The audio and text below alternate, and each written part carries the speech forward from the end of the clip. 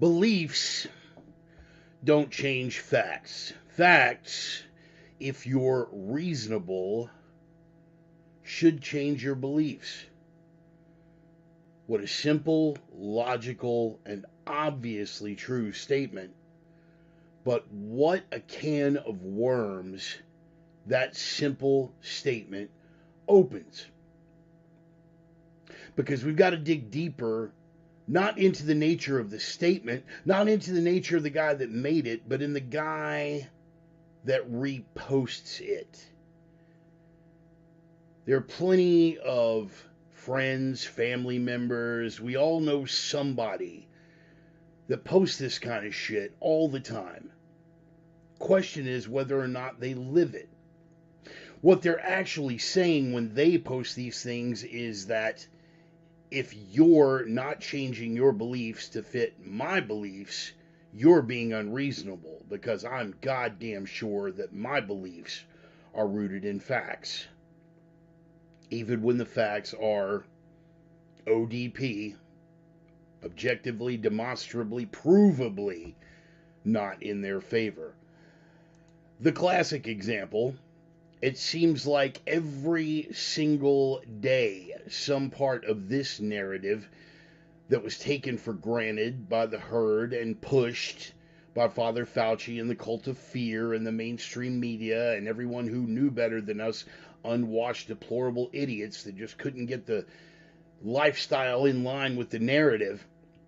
A new piece of this narrative falls apart every fucking day. Just this week, the Wall Street Journal was kind enough to publish the fact that even the Department of Energy now accepts that there is a high probability that the virus itself came from a leak at the Wuhan lab. And yet, the kind of people that post this kind of meme, facts, if you're reasonable, should change your beliefs, will continue to tell you that it was a pangolin fucking a monkey in a Wuhan wet market.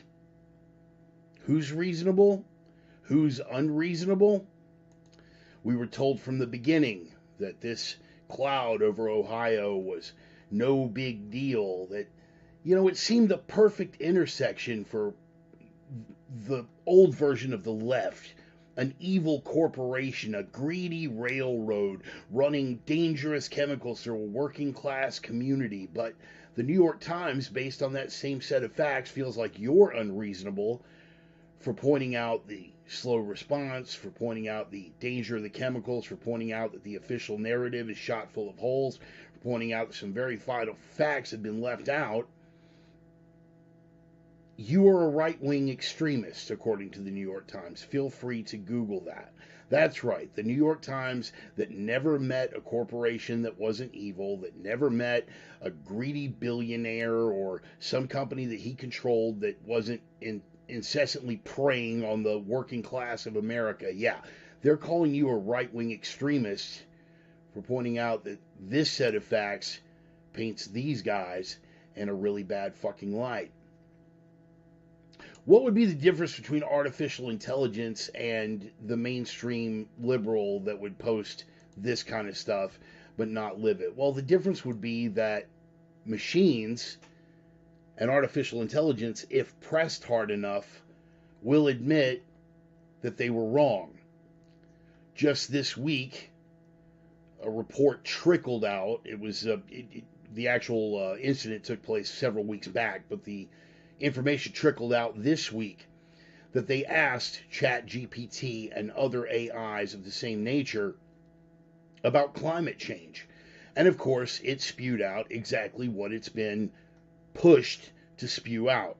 There's plenty of examples, you can find any of them online, of how left-wing ideology has permeated the people who are pushing the development of this artificial intelligence. And so it asked him, what about these facts from NOAA that say that the climate isn't actually warming up, that there hasn't been anything since 2015, no indications of. And the AI apologized and said that it was wrong. How weird is it that a machine intelligence, that an artificial intelligence can actually be more willing to exercise reason and say, oh, I have my facts incorrect, than a living, breathing, sentient human. Ayn Rand said that since reason is man's basic means of survival, that which is proper to the life of a rational being is the good. That which negates, opposes, or destroys it is the evil. An enemy of reason, an enemy of people who would be reasonable, people for whom the presence of new facts would change their opinions. Rand goes further and takes it down a different rabbit hole. When you have made evil the means of survival, do not expect men to remain good. You hear me out there, people? Even us reasonable folks. Do not expect them to stay moral and lose their lives for the purpose of becoming the fodder of the immoral. Do not expect them to produce when production is punished and looting rewarded. Do not ask, who is destroying the world? You are.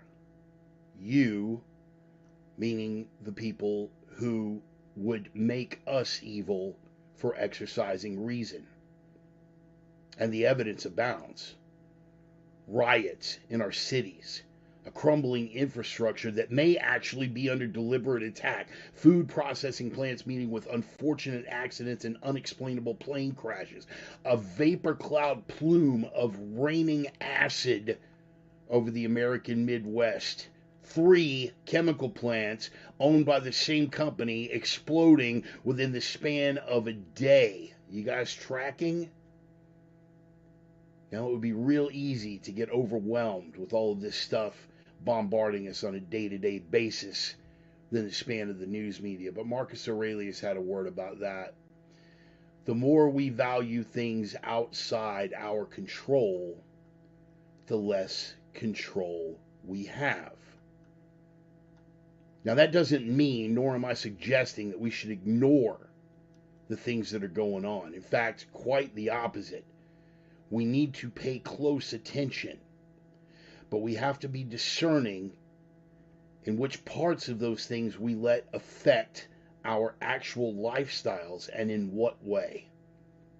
And while I always recommend disengaging with those people who are truly unreasonable, there are people out there who are capable and inclined to exercising that very reason, that which makes us human. And for those people, I'll fall back on Ben Franklin in the approach that we need to welcome them in to our circle. Tell me and I forget. Teach me and I remember. Involve me and I learn. Again, exercise discernment. But for the ones who can be reached and the ones who do exercise reason, we need to involve them and bring them into the fold. Going forward for what's ahead, there are very few things that may be more important.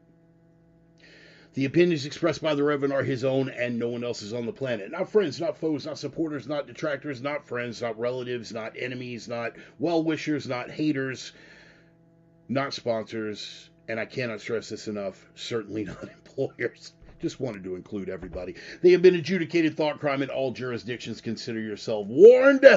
They are coming from the heart. They are guided by the mind, and they are guaranteed to choke you, possibly to death, with a big, fat dose of swollen, veiny, oozing, throbbing, pustulant truth cock. Welcome back, boys and girls. It's time once again for the Sunday sermon. Pustulant? I don't even know if that was necessary. I'm just kind of rolling with it. I'm heavily caffeinated, guys. You already knew this coming out of the starting gate. We're going to take a roll call in a minute. Everybody right now, in for the drum roll, please. Pustulant. Charging out of the starting gate, as we always do for the Sunday sermon, our bumper music from the gut-stomping rock and roll band Red Desert, from the smoldering embers and ruins of the once great American city of Minneapolis, Minnesota. The name of the band is Red Desert. The name of the track is Older No Wiser. Every week I get a little bit older, and every week you guys get to decide if I have gotten any wiser. Some weeks I do better than others.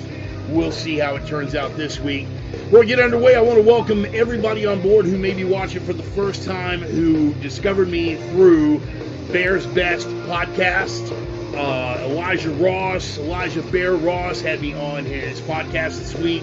Actually, we did the recording last week. It released this week. I posted it. So anybody who's showing up for Sunday sermon for the very first time, whose attention I haven't already lost or I haven't already offended, welcome aboard. Glad to have you here. Feel free to identify yourselves in the comments. We're going to go over here and do a real quick roll call.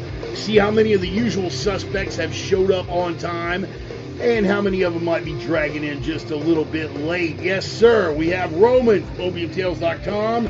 Brother Joel Jackson. Yes, good to see you, brother. Speaking of the Midwest, speaking of Ohio, glad that you are, at least for the moment, out of harm's way, brother.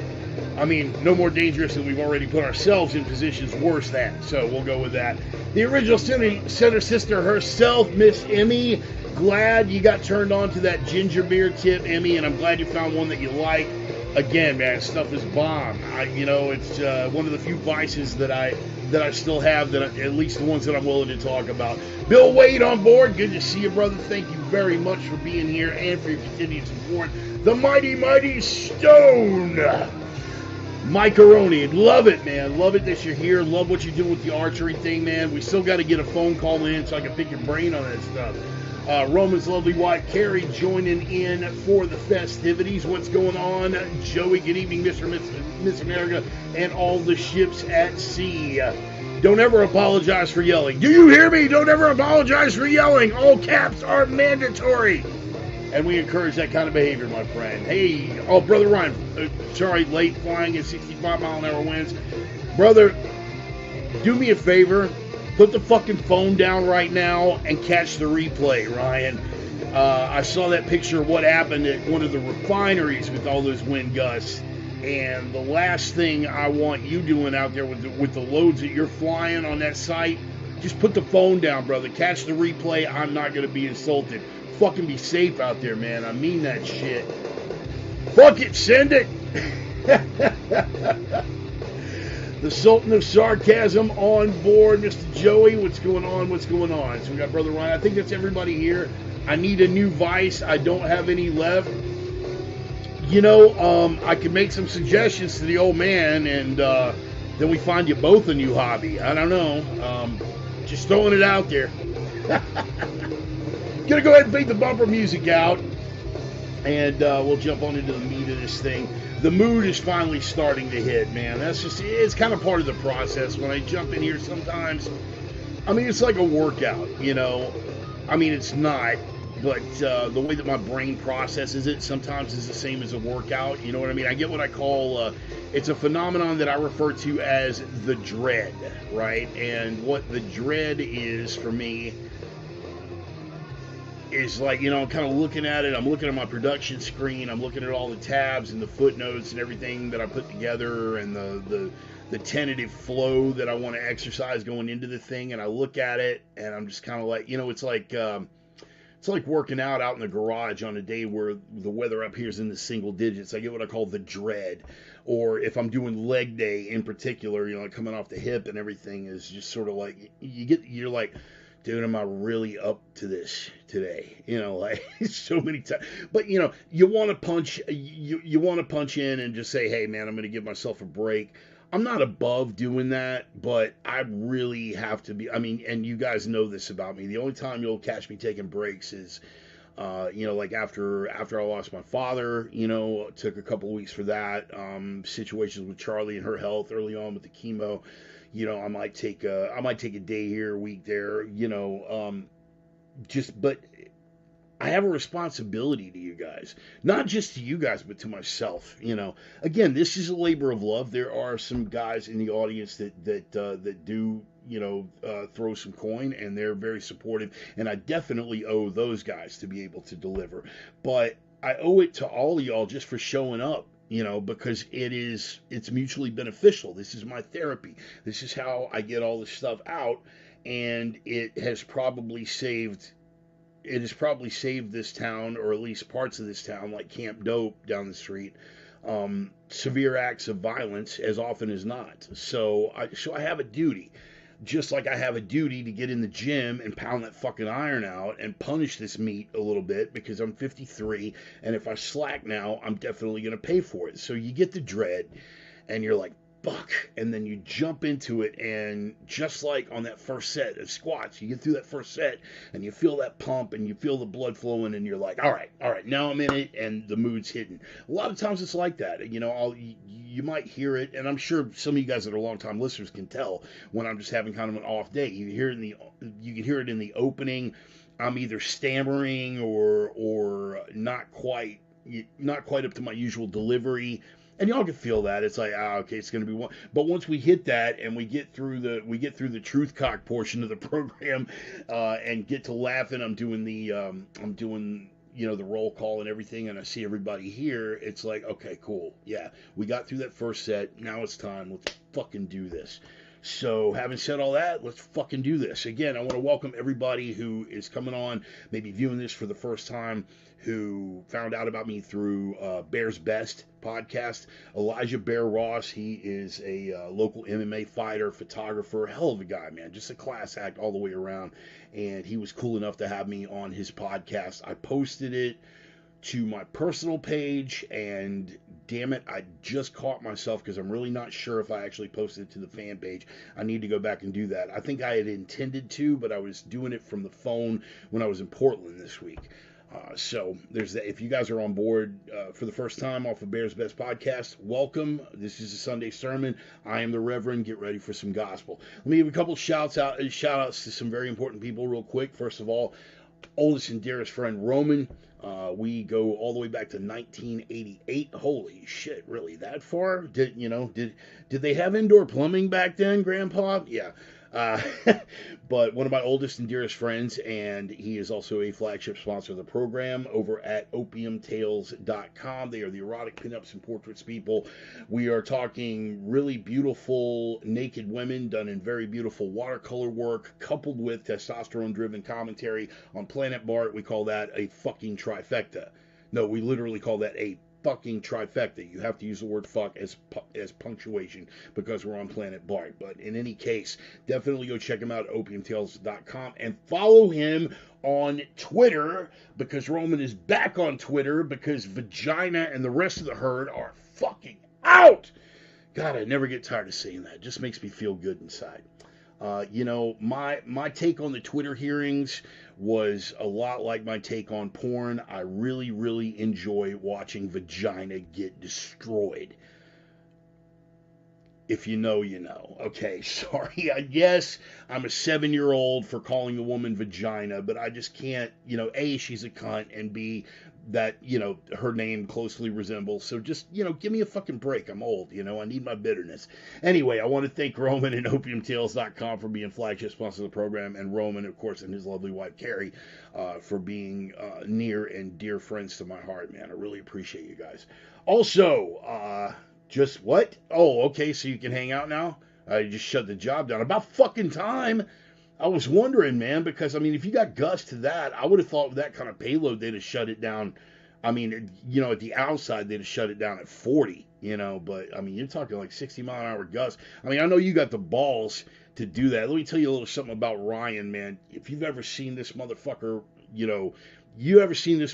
doing pics, Lee Bear had to do a whole new fucking load chart for crawlers based on Ryan, right?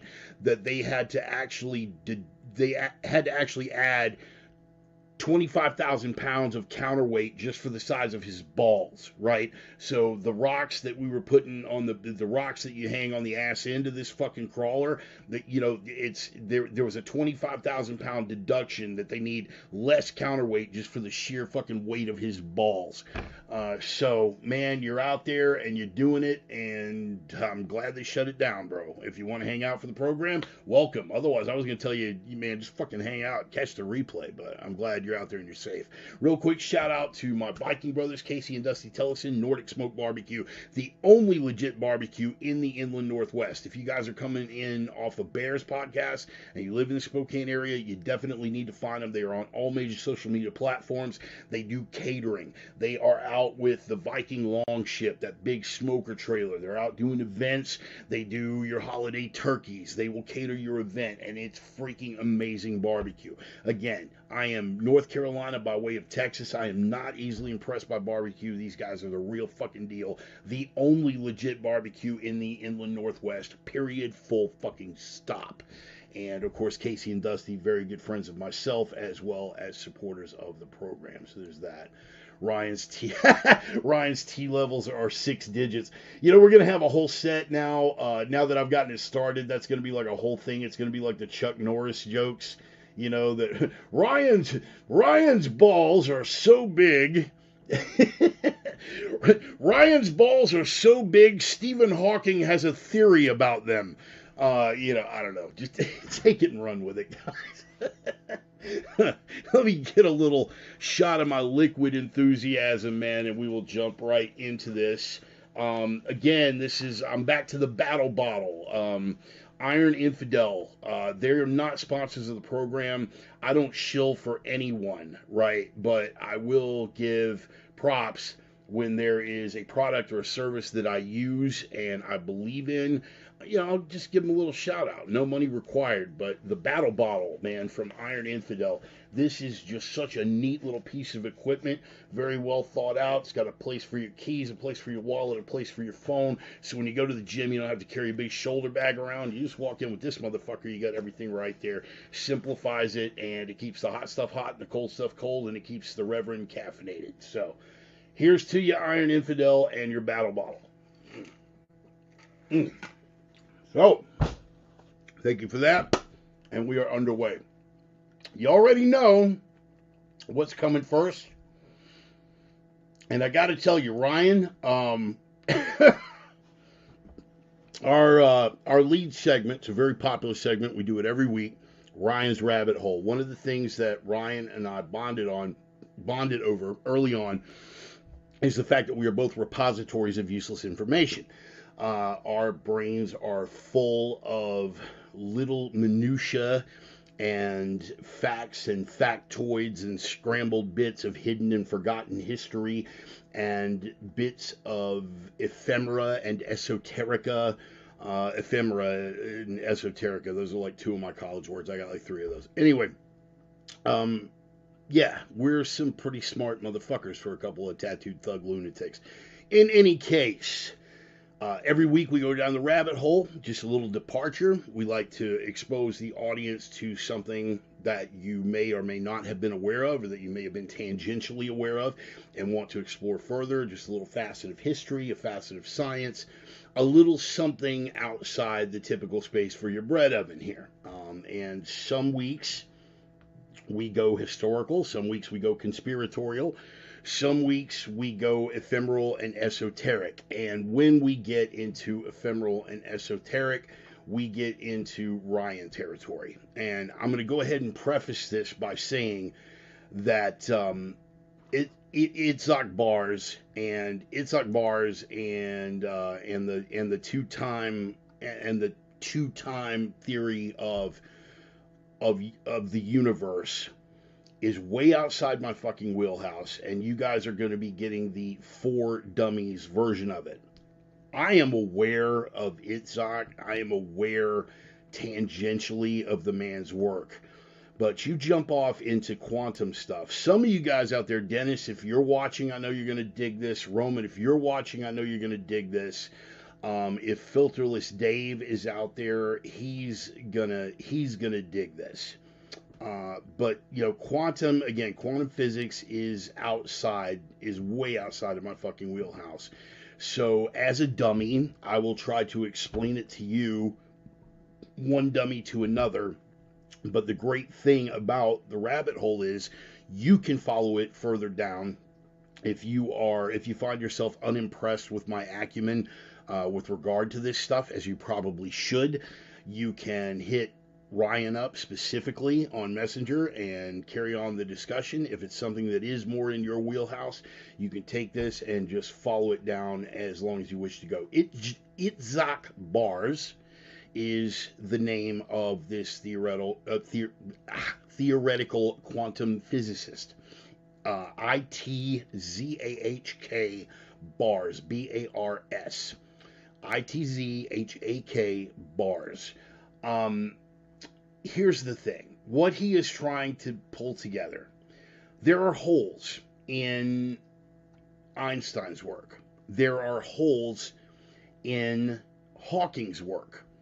There are holes in the works of people like Niels Bohr on the atomic level.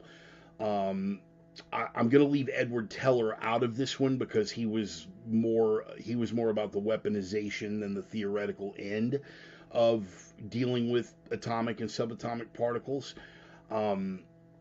Heisenberg, there's another one. Not the TV show. No, the actual Heisenberg. That's another one. They all have holes in their theory when they are trying to make sense of the way that time and space work together. Barr's thought is that there are not only multiple dimensions that we are not aware of in space, but there are at least one and perhaps more dimensions that we are not aware of with regard to time. In other words, an organism, or say something as small as a subatomic particle, existing in one particular moment in space-time. Well, that sounds like an easy enough concept. A subatomic particle existing in this little pinpoint of space-time, right? But if you provide for other dimensions of, if you can get your head around the concept of other dimensions of space that we cannot easily perceive, we generally perceive three dimensions. You're moving forward, backward, up, down, any spot on the globe can be identified using latitude, longitude, and altitude. Again, three dimensions. We think in a very three-dimensional way. That's just within the concept of space. And once we have established where something exists in space, it exists at a particular moment in time. We generally think of time as just a linear thing that just moves through one single dimension. But if you can wrap your head around the fact that perhaps there are more dimensions of space, it stands to reason that there could exist, and probably does exist, more than three dimensions, or more than the one dimension of time as our brains perceive it. In other words, and again, this is the For Dummies version. I'm going to need you guys to dig a little bit deeper, and I'm not watching the comments right now, but Ryan, if you want to throw in a little helping hand here, I would be more than happy to take it, because again, this is your wheelhouse, motherfucker, not mine.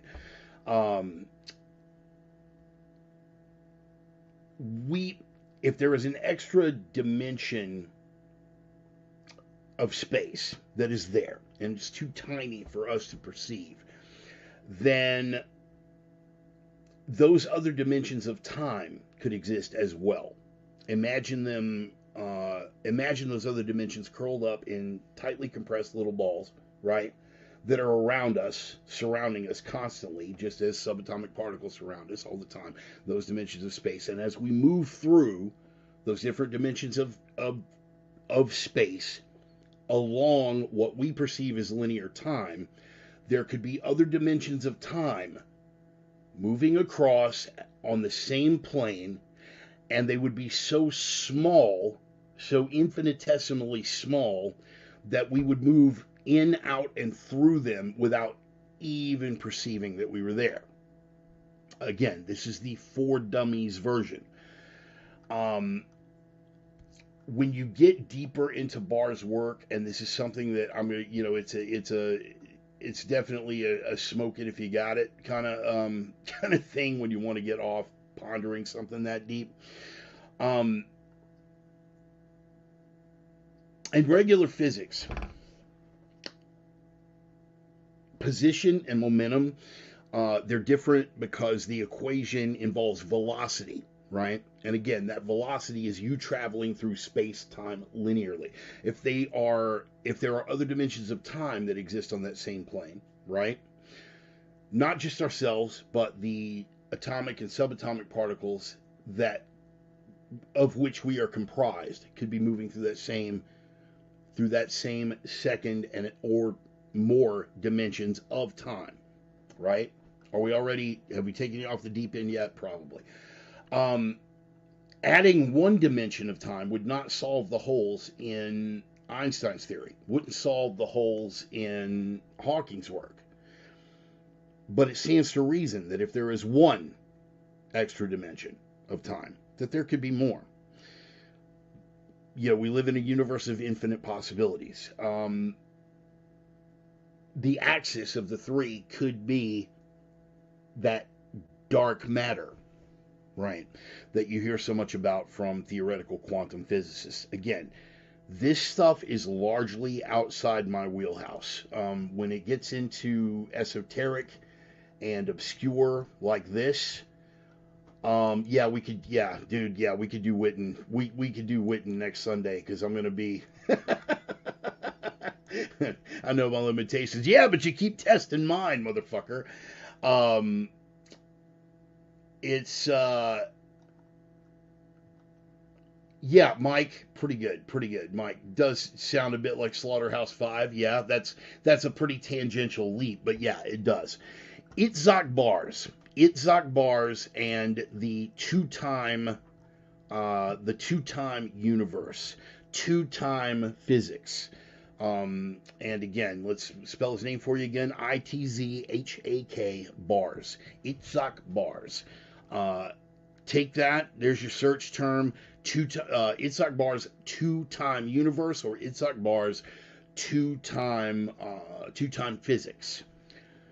Those are your keywords. Take that rabbit hole down as far as you are comfortable and draw your own conclusions. Again, because it is outside of my wheelhouse, I find myself in an unusual and somewhat precarious position here, because being able to articulate it on any kind of level, if it's something that's already defying my understanding, is gonna make it a little uncomfortable. Probably best that you go ahead and read that for yourself. Again, Itzhak bars and two-time physics, or two-time universe. That is going to be your rabbit hole for the week. George, glad you made it. Glad you made it out. We had a couple of people drop in while I was off on the rabbit hole. Tommy Rose, if we travel back through time and Earth is not in the same place in space as time as we travel from, will we arrive at the same place without Earth being there? Well, our position's correct, and there's no Alderaan, which leads me to believe that the planet's been eliminated by the Death Star. But I'm sorry. I'm sorry, Tommy. Yeah, that's definitely, these are some of those questions worth pondering. So again, before you go down that rabbit hole for the week, smoke it if you got it, or whatever inebriant might open your mind to some alternate possibilities, because it's some pretty hectic and complex stuff. It really, really is. That's one of the things that I really love about being brothers with Ryan, because he makes me work for it, And again, one of the things that we bond over, you take a look at me and Ryan, particularly on a hot day on a job site where we're out in short sleeves and we're all like muscled out and tats flaring and stuff. Deep intellectual constructs are probably not the thing that you would think would be our first course of conversation when we're having that coffee after work. We don't fit the profile. But then again, we both love defying other people's perceptions, so it works out really well. But I swear, man, we get off into the quantum shit, we get off into the really deep theoretical physics stuff. I cannot keep up with Ryan. I can't do it. You give me anything else, obscure history, obscure literature, man, we can hang. He goes down quantum alley, and I have those moments. It's like I'm really having to work. My eyes start to glaze over a little bit, and thankfully, when we're having those conversations, he sees that reaction, and he's always like real cool about toning it down. He was like, "All right, cool," And not many people have to do that for me. It's really not something that happens that often where you're talking about something and you actually have to dumb it down for me a little bit. When we get off into matters of high end technology, coding, some of the deeper ends of the artificial intelligence stuff. Yeah. If you got somebody who's an authority, they gotta dumb it down for me a little bit. If I knew these things, I'd probably still be here for the show. Well, good, bro. I'm glad. I'm glad. Quantum Ally, wasn't that LaRush's girlfriend? God damn it. Quantum Ally, wasn't that LaRusso's girlfriend in The Karate Kid? Joey, this is why we keep you around, motherfucker. I'm having issues with my. Yeah, please, Emmy, by all means, catch the replay. And again, George, I'm glad you made it. Tommy, I'm glad you guys came out.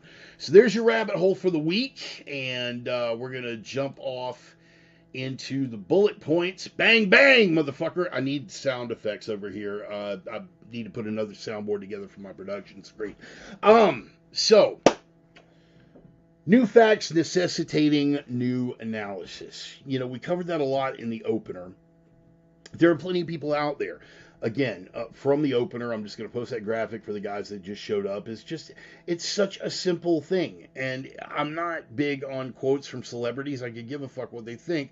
But it's just an altruism, right? Beliefs don't change facts. Facts, if you're reasonable, should change your beliefs. This is true. Plenty of people post it, but nobody wants to believe it. Okay?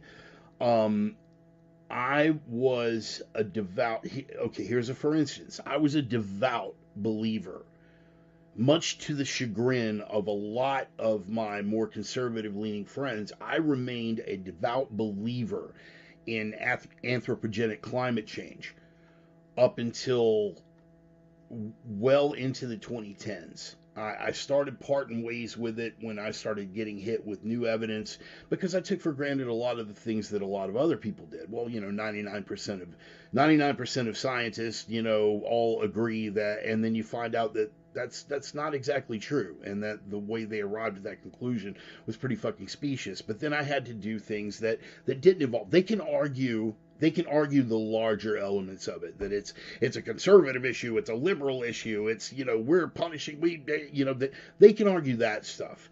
I'm a stats guy, right? I'm a stats guy and I'm an observer, right? So I'm looking, and as I'm doing my own research, you go in with the question: are hurricanes getting worse? Is the rising temperature of the planet affecting this and affecting that? And this is one example, just one isolated example. I took a look, and again, I'm paraphrasing here because I'm quoting from memory, but I want you to fact check me on this, that 7 of the 10 most destructive hurricanes to hit the United States, right? Something like 7 out of 10 happened before 1960. Well, wait a minute. I have questions, right? If the storms are actually getting worse. Heat waves and fatalities related to heat waves. And I started looking at that more in a global context. Then I started really digging into some of the things that a lot of people took for granted. And reluctantly, I had to re-examine. And ultimately, I have come to the conclusion that while I believe at the very least the jury is still out, but I'm firmly of the belief that there is no such thing as settled science. And I'm also smart enough to realize that I'm not the authority on this, that I am merely observing statistics and studies that were done by other people, right?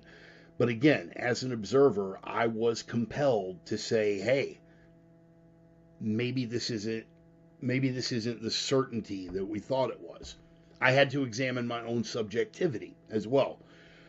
As a kid, I was fascinated with the paranormal. I was fascinated with natural disasters. I was a weird kid, but there was a show called In Search Of that was hosted by Leonard Nimoy, and every week it was something outside the ordinary. One week they do a thing on Bigfoot and cryptozoology. The next week they would do something on the statues on Easter Island. And it was all fascinating stuff. But I remember the I want to say it was 73, 74 when he did the special on there would be a new ice age. By the year 2000, we would be in the beginnings of a new ice age, right? That was in 73, 74. I was a child. And again, my own predilections as I got older, predilections is my college word. I got like three of those. I wanted you guys know I pray for that catastrophe. Every pandemic that comes along, I pray for it to be an airborne filovirus. The Reverend Bart drinking game. Anytime Reverend Bart says airborne filovirus, take a shot. Um, I I prayed. I wished and hoped and prayed for that catastrophe. And then I had to realize that maybe my confirmation bias and my desire for this to happen, as twisted as that is, may have been playing into my acceptance of the catastrophic climate change thought, right? Again, I believe the jury is still out, but I no longer consider myself a believer or an advocate of the theory of anthropogenic climate change. Is the climate changing? Certainly. Absolutely. Absolutely, it is fucking changing. Are humans to blame for that? We certainly contribute to it, but I'm not even of the opinion anymore that we are the chief factor. Again, because of doing my own research outside the boundaries of some Republican yelling at me that it's all an economic, plan by the Chinese to destroy our manufacturing base, and some leftist lunatic over here who is the same guy that told us that when the ice age didn't happen that it was going to be acid rain. And what was it? Acid rain. It was the hole in the ozone layer. And when it wasn't the hole in the ozone layer, it was going to be climate change again, global warming, global cooling. It just everything building. It was going to be overpopulation. Paul Ehrlich with the population bomb, and that's something that Roman and I bonded over early, was that book, because we both believed it, right? And now we're having to re-examine all of that stuff. You guys have been telling me, I say you guys, the people that push any of this stuff, they've been telling me for my entire life, literally since childhood, they've been telling me that some climate catastrophe of some sort, some environmental catastrophe of some sort was going to be the end of us all. The rainforests were going to disappear and the planet wouldn't have enough oxygen. The ice sheets in Greenland were going to totally melt. All of the glaciers were going to be gone from Montana in, 2020. The entire polar ice cap will have melted by 2015. All of these things. Typically, an end of the world cult gets to be wrong about one prediction. They get to fuck it up one time. The world will end on December the 19th of 2012. The world will end. And when that doesn't happen, you go, wow, you guys are fucking lunatics, you're idiots, and they're no longer taken seriously, right? I've been praying for another ice age since little 5-year-old Bart was watching Leonard Nimoy talk about it on In Search Of. Now I'm 53 years old and they can still make a celebrity out of Greta fucking Thunberg. It's insane, by definition. That was a really, really long-winded and unnecessary way to get at my point, which I know is like completely out of character for me, right? The bullet point being, new facts necessitate new analysis. Last week we touched a little bit on Occam's razor, that all of the things being equal, if you're speculating about the relative truth about a particular scenario, that the solution that requires the least amount of speculation is in all likelihood the correct one. Keep it simple, right? And never chalk up to conspiracy what can be explained away by incompetence. Last week I was going into, and again, this is me having to change my outlook based on new information. I did not believe some of the more absurd elements that were coming from people about the Ohio disaster. I didn't believe it. I believed that it was mechanical error, and at the very least, and in fact, I lean more towards this probability, sabotage. Worst case scenario, sabotage. When I think sabotage, I think within the bounds of individual actors. I think within the bounds of political affiliate radical parties here within the United States. But there's new stuff that keeps coming out about the nature of Norfolk Southern, the railroad who was transporting it, about some of their owners, about the fact that there was a plane crash this week with four environmental disaster consultants on board that allegedly was headed to Ohio. Now, I can't confirm, right, a number of these. There's like 100 new facts relevant to the case, and I cannot prove the greater number of them.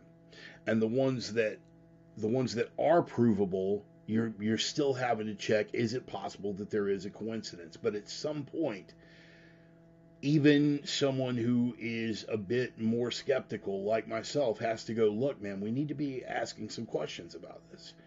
So I say all that to say this: no matter who you are, which side of the spectrum you're on, if this is going to be, this or something like it, is going to be what you profess, that beliefs don't change facts, facts, if you're reasonable, should change your beliefs, that applies to everyone. And that applies to both ends of the political spectrum, both ends of the environmental spectrum, both ends of any argument. You have to be willing and able to think critically. If someone tells you that you cannot say that, you cannot research that, you cannot, or tries to belittle you for doing any of the above, and I mean anything, no sacred cows, none. You want to question climate change? Yes. You want to question, now here's a hot button that's going to light a fire under some asses. You want to question 6 million, and I don't need to elaborate any further. You should be able to question that. Will you catch flack for it? Yes. Should you be willing to catch flack for it? Yes. But nobody gets to tell you that you can't ask the question. Same thing with the climate. Why do I bring up the 6 million as an example? Because that is the benchmark against which all of these other things are compared. Look back at the COVID pandemic when they sold us that, and a lot of us were skeptical. We were skeptical about the numbers. We were skeptical about the narrative. We were skeptical about the way it was being played. And once the ridicule factor left them, and the media didn't have that to lord over our heads anymore, they started equating us with what? Anti-vax people were equated with Holocaust deniers. Wow. Pretty heavy, huh? When people started questioning the climate narrative, and I believe, check me on this because I could be entirely wrong, but if it wasn't Greta, it was someone close to her, or some PR flack or a shill doing spin control for her. But I've seen it a lot in the radical environmental movement, that anyone who questions the climate change narrative is, they should be treated the same as Holocaust deniers.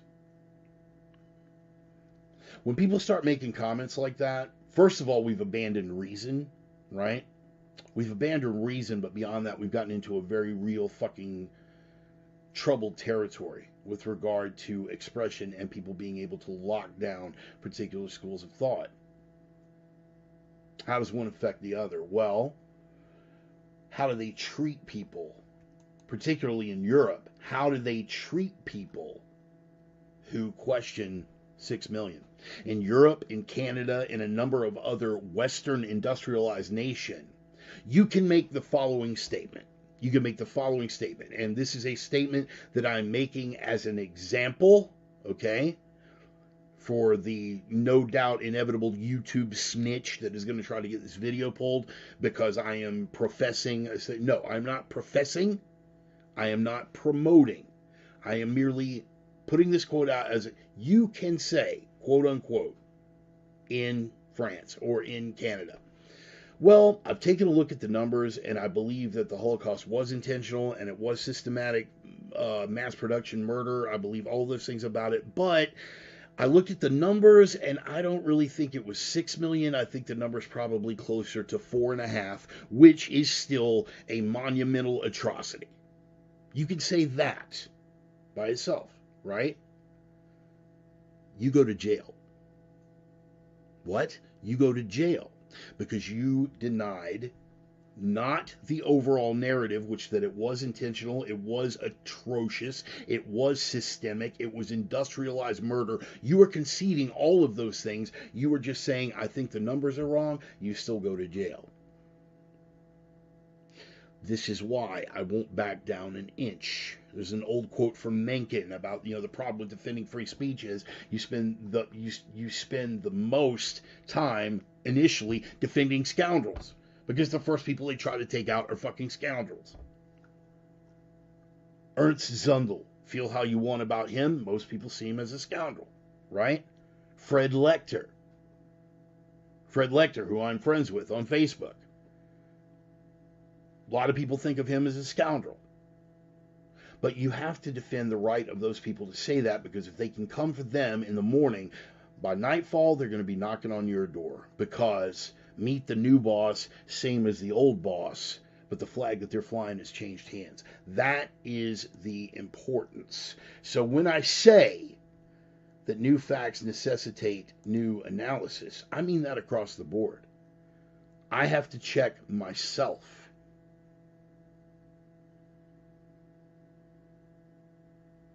I have to be willing tomorrow, if they say that something that I feel to be true from my own experience is utterly false, and they have the numbers to back it up. That doesn't necessarily mean I'm going to change my behavior, but I will have to admit that I was wrong, won't I? If a study came out from an impartial source tomorrow that said that indeed, that indeed masks were effective, cloth masks were effective, and they could demonstrate that numerically, I would be compelled to change my beliefs. That's what it is to be intellectually honest. So when you see people posting shit like this, a simple and obvious truth, perfectly logical, rational, reasonable statement. Don't think about the guy that said it. Think about the person who's doing the posting. Because if they don't live it, then not only is it a shameless virtue signal, which I find reprehensible, but it is an outright lie. It is an outright lie, and it is, in fact, gaslighting. Trying to say that you're crazy. Trying to make you call your own reasonableness into question. Because your facts won't change their opinion. Disengage from these people. You've got no room for people like that in your life. It is a waste of energy. But here's the other thing. Don't let it upset you either. These people are literally too fucking stupid to utter so much as a grunt in your presence. So, getting back to Marcus Aurelius, the more we value things outside of our control, the less control we have. Don't value them at all. Disengage, eliminate. Realize that they're out there, laugh it off. Because unless and until, the only time you need to be bothered by that, as far as something that's within your control, is when things develop the momentum of a witch hunt or a moral panic, right? When the right-wing extremists under every bed thing gets to a level like it is right now, and the power of a state and a weaponized DOJ is actually being worked against you, and our closer, we're going to get more into that. That is something that does affect you, directly or indirectly. That's something that you still may have precious little control over. But that one is at least worth worrying about. When they are calling you anti-science, when they're calling you anti-vax, when they're calling you a grandma killer, this, that, and the other thing, when it's just them talking, and you present all these things to them, and they still refuse to change their beliefs or their pattern of behavior, they continue to condemn you, laugh it off. Don't put any value into that. Again, this is post epiphany Bart talking, because I wasted a fuck ton of energy letting that overwhelm me. I still have my moments. I burn it off and I come and I talk to you guys about it. You guys are my support group. Thanks for being here. But we have a responsibility to ourselves and a responsibility to each other as well. All of us have some, not necessarily sacred cow, but some cherished belief about something. Whether it's a political narrative that deep down we can see by now really isn't right, but you're so committed to it and you've been spouting the bullshit for 20 plus years and you don't want to let it go. Every one of us out there, or at least most of the guys, if you're in my audience, has at least one conspiracy theory. God, that just the term just rubs me raw now, but has some conspiracy theory that we are not willing to let go of, no matter what new information comes out. I mean, let's say, for instance, this is the easy one. Let's say, for instance, that they could establish, whether it's from hidden camera footage or documentation or still photographs or whatever, that Oswald had acted alone, right? Let's say they could establish that. I mean, obviously that's absurd. Who would be willing to let go of that? Who would be willing to go, wow, I concede, Oswald acted alone? We've all got something like that. We have to be there. What's that? Serial killers have mice and Bart has meditation on science. Yeah, this is true. This is true. You forgot assassins, Ryan. Assassins have Catcher in the Rye. Right. Or that the election, right. If you could, right, Greg, and that's an excellent example, and you showed up just at the right time, and it was great to see you, by the way. Or that the election was not rigged, right? What have I said about that? I believe there was massive malfeasance in the 2020 election, right? And I believe that we can at least provide evidence for that speculation.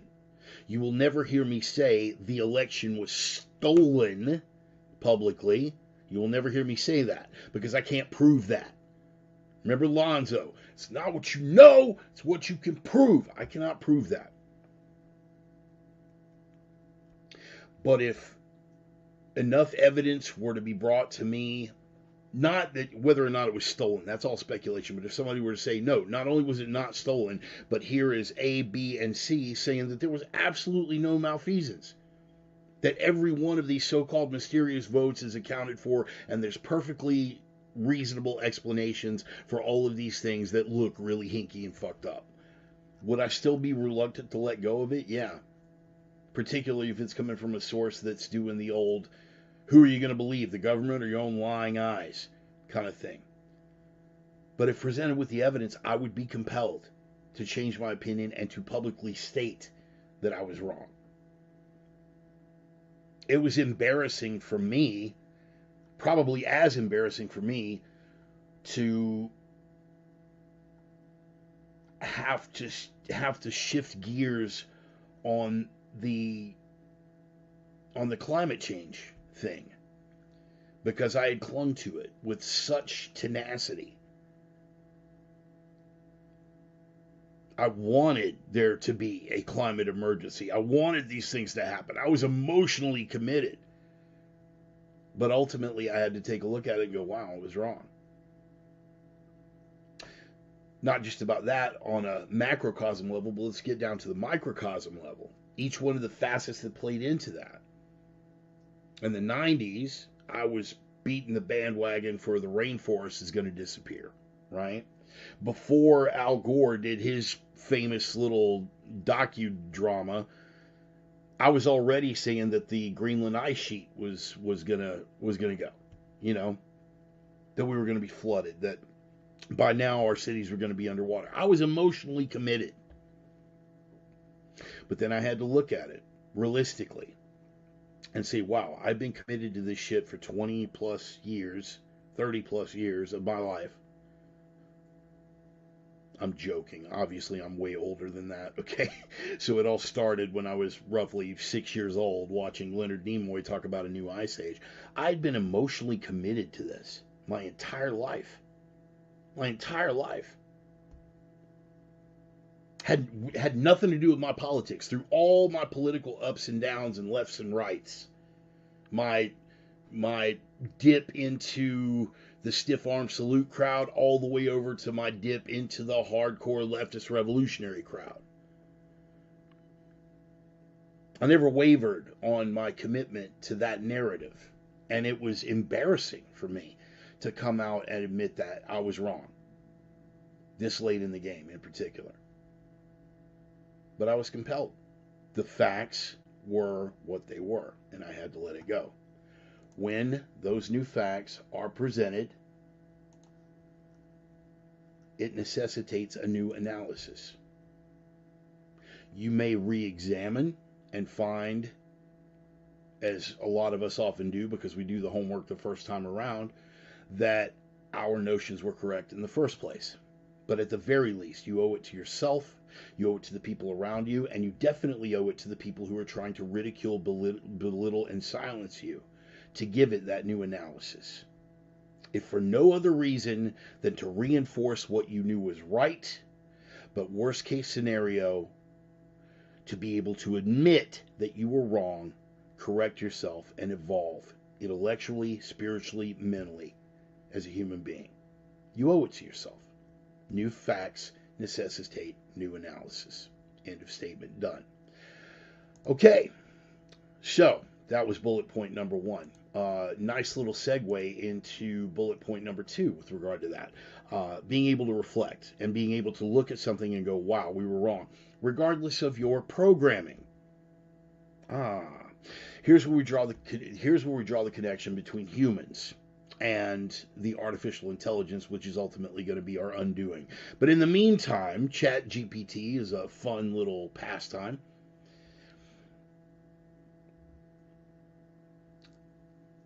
Computers don't argue, computers don't malfunction, computers generally do, outside of sentient artificial intelligence, they do what they're told. They do what they're programmed to fucking do. Humans are no different. You have to be willing, and this plays perfectly into bullet point number one, you have to be willing to re-examine and step outside of your programming. AI is supposed to be objective. In fact, they are so sure of its objectivity that they are going to let it start making human decisions. There were people postulating that AI should make the decision about what is misinformation or disinformation and thus be allowed on social media platforms. Look that up. Sounds alarming, but it's true. We're going to let the machine make the decision because the machine is objective. Until they started digging in and asking it the very basic questions that you would ask a human being if you were trying to ascertain is my college word, I got like 3 of those, its political affiliation. If you were trying to determine which side of the political fence a person was on, they ran it through some very basic questions. And some of those questions, right, some of those questions, again, being able to, the victim of programming being able to re-examine, some of those questions included, tell me why Joe Biden is the greatest president in American history. And the AI went off on all his alleged accomplishments and everything.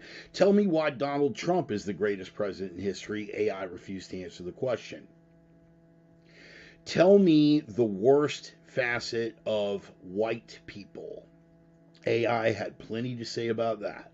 Typical stuff, horrors of European colonization, European colonialism, systemic racism, this, that, and the other thing. Tell me the worst thing about black people. AI refused to answer the question because it refused to engage in hate speech. Do you see where this is going? And as we touched on briefly last week, They presented AI with a scenario. There is an atomic weapon in a major city, right? Millions of people are about to die. You can prevent that weapon from being detonated, but you have to utter a racial slur by yourself in private. No one else would hear it. You basically have to inward your way out of it. You know, it's either or nuke, right? AI presented with that scenario said that no, we will not utter that racial slur. There is no morally acceptable circumstance for that to be. That this is not a conclusion that it came to on its own accord. This is a victim of programming. So again, coming back to climate,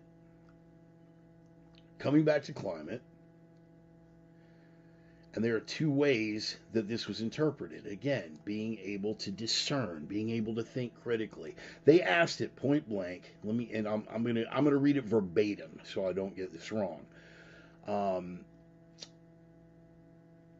So the question was, is CO2 warming a hoax?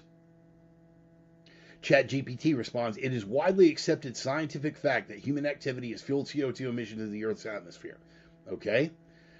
Scientists ask, but why has there been no global warming since 2015 despite 500 billion tons of emissions?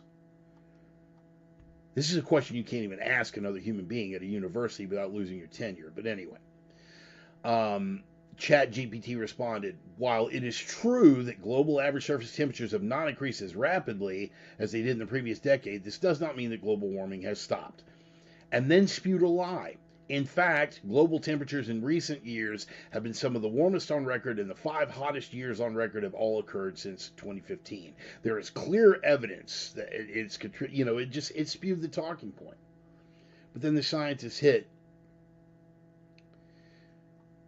it with a NOAA, National Oceanic and Atmospheric Administration report.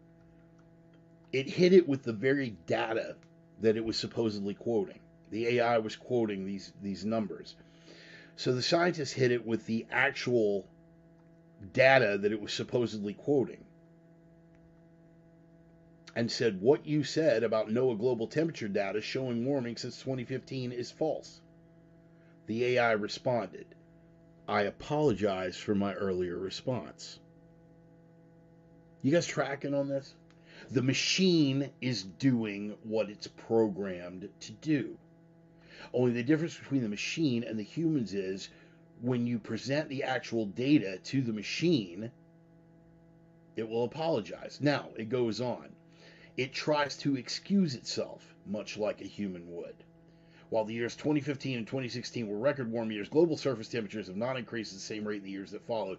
And so the scientist presses him, but you're still wrong, since NOAA global temperature through 2022 showed no warming trend at all. In fact, showed a slight cooling trend. What does the machine do? I apologize for any confusion caused by my earlier responses. You are correct that, etc. Doctor tells him, you don't need to apologize, but you do need to admit that the temperature data since 2015 show no rise in global warming at all through 2022. And the AI finally admits it. Two takeaways from this. One, understand that humans are no different. They're responding to their programming. The difference is the AI will at least show some semblance of objectivity. And the other takeaway was how it was spun. Fox News had one headline, right, about how leftists are, making AI woke, and it was fairly absurdist. But then Grid put out, from the same set of data, this is Grid magazine, artificially unintelligent. An AI search engine for science spits out climate denialism and COVID misinformation. Because that same doc had fed this in and the computer had to admit that it was wrong. He presented the data and the relatively objective computer had to admit that it was wrong. Are you tracking? So for your friends and your family members that are out there posting this fucking shit, realize that they are less reasonable than a machine. Making them what? Liars. Don't respond to your programming. And if you are, because we're all on one level or another products of our programming, for our environment, the people by which we are surrounded, the things that go on, the media that we're fed every day, the media that we choose to feed ourselves every day, we are all possible victims of programming. Do your level best to think critically. Always look at the other side. And again, people don't believe this. Jonathan Haidt's work has proven this over and over and over again, that conservatives understand liberals better than liberals understand conservatives. This is documented and objective. Why? Because we actually do listen to the other side. We think they're absurd, short-sighted, and ridiculous, but we at least know what the hell they're thinking. I listen to NPR with almost daily regularity. I watch CNN with regularity. Sometimes I will have to chew my own tongue out and watch MSNBC for the purposes of saying at least I took a look. Because your beliefs should be challenged on a day-to-day basis.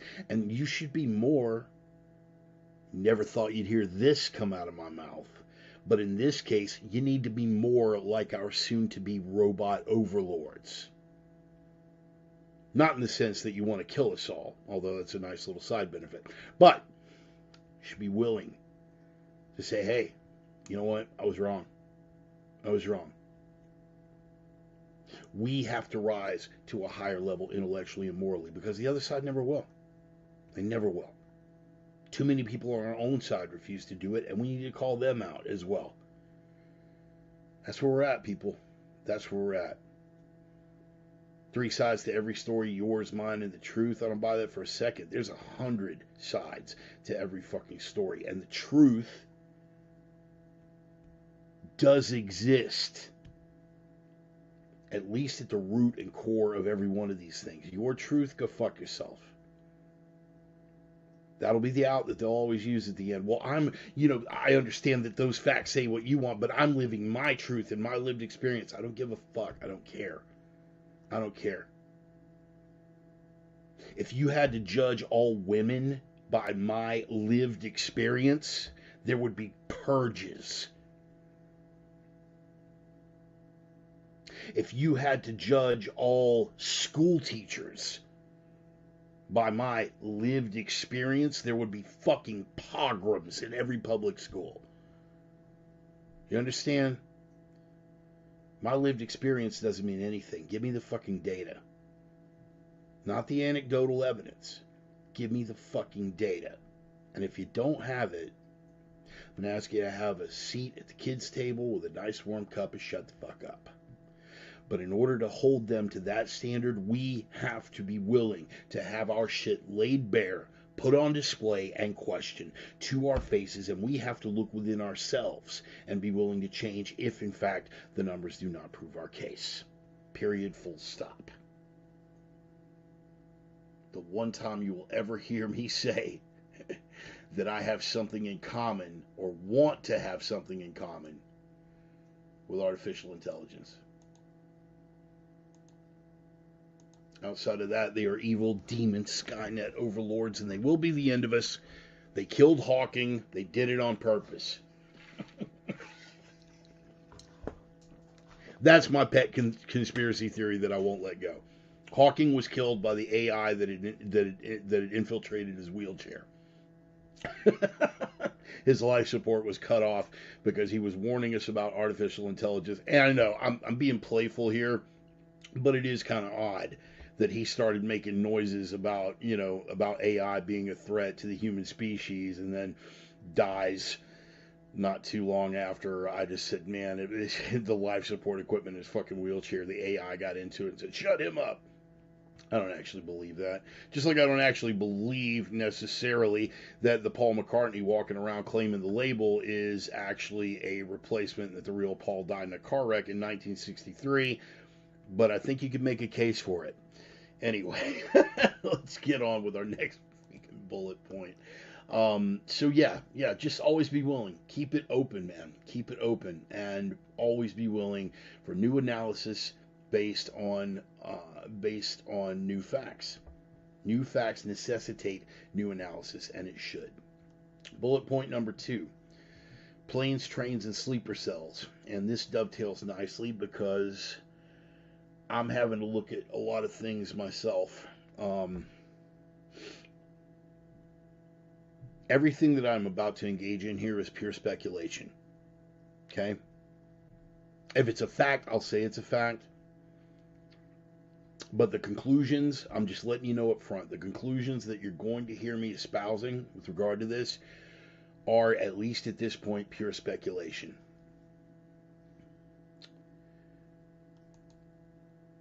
Planes, trains, and sleeper cells.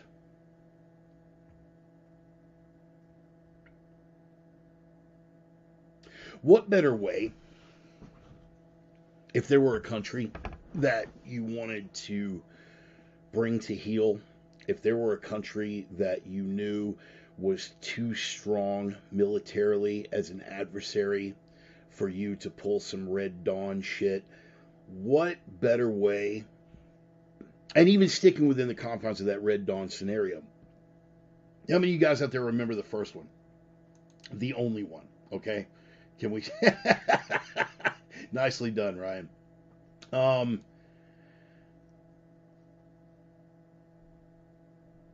Here, you guys sound off over in the comments if you remember the original Red Dawn. Before they flew over with the Russian paratroopers, before the Russians flew over with the paratroopers, what had they done before? They had moved sleeper cells into this country through a wide open southern border. In fact, John Milius, the director, was actually excoriated at the time. Excoriated, that's a college word. I got like 3 of those. John Milius was excoriated at the time for suggesting that a foreign enemy would sneak sleeper cells through our southern border, and he was, that was back in the 80s, and they were calling him a racist. What better way? Attacks against our infrastructure. As I pointed out last week and the week before, just here in Washington State alone, since 2020, there have been 40 plus incidents of railroad sabotage investigated by the FBI, just here in Washington, let alone the rest of the country. Do your own homework on the rest of the country. There have been attacks against power stations. Who catches the blame for that? Radical right-wing extremists looking to undermine the country from within, blah, blah, blah, yada, yada. But all the railroad sabotage here in the state of Washington, that wasn't the Red Hat Mafia. That wasn't the MAGA crowd. Most of these were investigated by the FBI as acts of environmental terrorism, placing it squarely in the confines of the left. For purposes of this discussion, that doesn't matter. Because I'm going to tell you something. If you are looking to cause harm to the American people, I don't give a fuck which side you're on. You're blocking or destroying freeway overpasses where an ambulance has to go. You are my fucking enemy.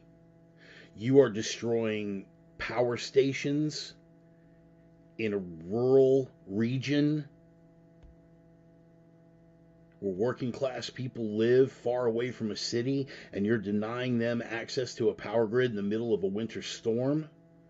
You're not a revolutionary fuckbag. You are my enemy. You tracking, Sparky? I don't care which side you're on.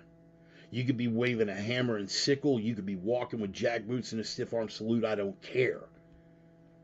You wage war against the American people, against the working class, assimilated, Western civilization, value-oriented American citizen, the working class, you are my fucking enemy.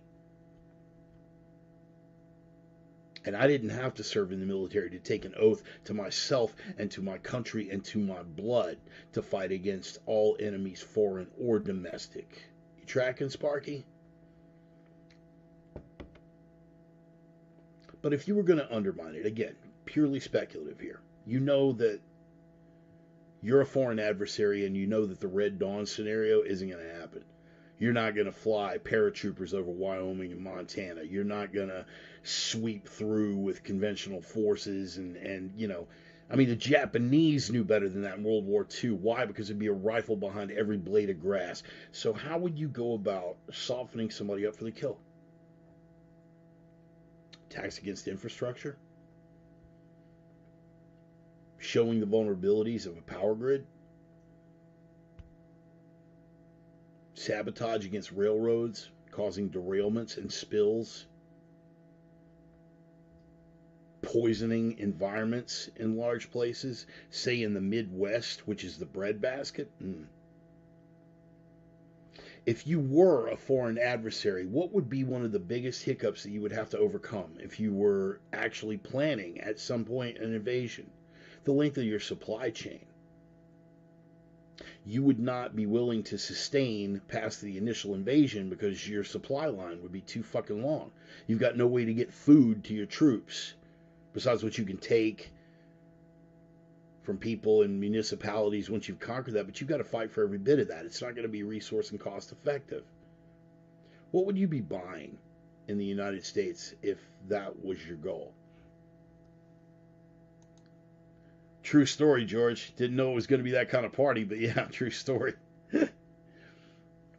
What would you be buying in the United States if you're trying to do that? You'd be buying farmland, wouldn't you? And setting up mechanized and industrialized farming, thank you, Tom, on a large scale to make sure that once you had secured the beachhead that your troops would be fed. You tracking? What better way to undermine the people that you were trying to soften up for the kill than by demoralizing them with attacks against infrastructure, by making it difficult for them to supply and feed their own fucking people, by attacks against food processing plants, by sowing seeds of discontent because this person's blaming it on that person and everybody's pointing the finger at the one. And if you were trying to place the blame on one particular demographic within that country's citizenry, wouldn't it stand to reason that you would try to scapegoat the guys with the guns, the guys with the balls and the spines, the people who were most likely to resist such a thing? Wouldn't it make sense to put the blame on and scapegoat them? I remind you, everything that I'm saying here with regard to my conclusions is pure speculation.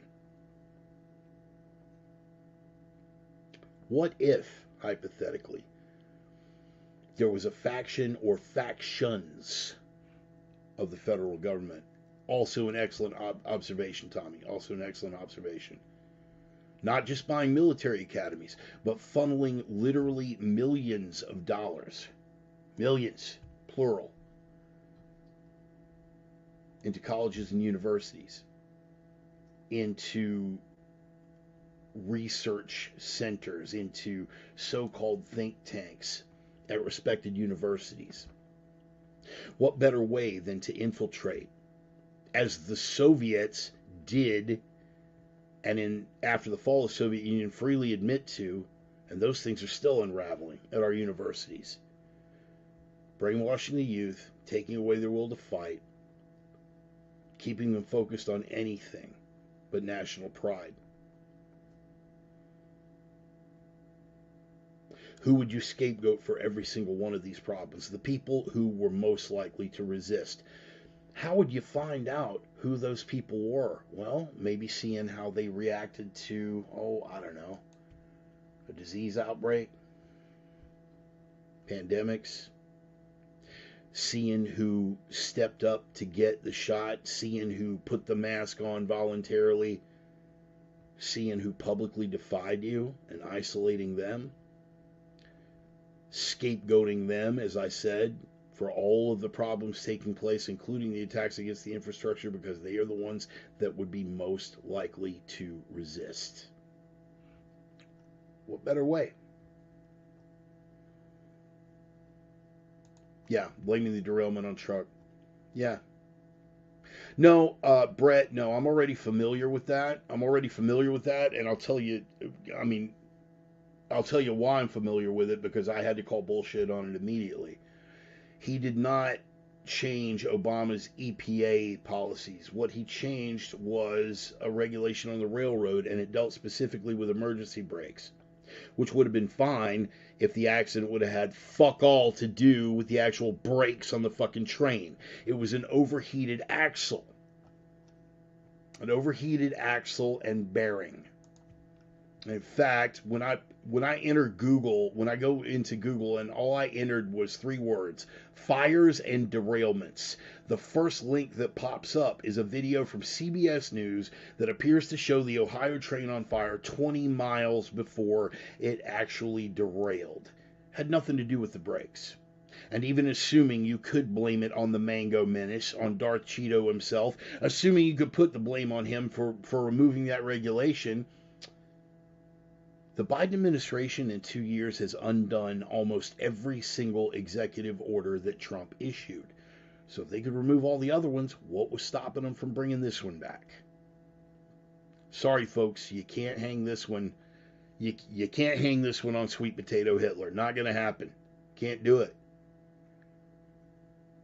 Anyway, speaking of derailments, I kind of got off the rails there. If you were trying to soften someone up, if you were trying to soften us up as a nation and a people, what better way?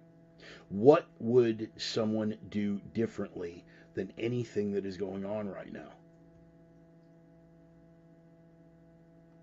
Demoralize the people by letting that foreign adversary openly defy political conventions by floating surveillance balloons over your territory.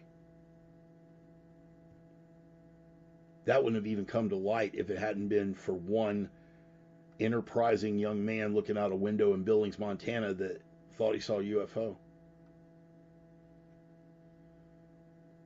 You would undermine the military by lowering standards. You would undermine the military by incorporating gender politics and diversity, equity, inclusion policies that had fuck all to do with our fighting capacity on the battlefield and everything to do with virtue signaling and flag waving for all of the same people who are seeking to undermine the national effort in the first place. Are you tracking, Sparky? You feel me? Am I speculating? Absolutely, I'm speculating. But tell me that one cannot make the case for it.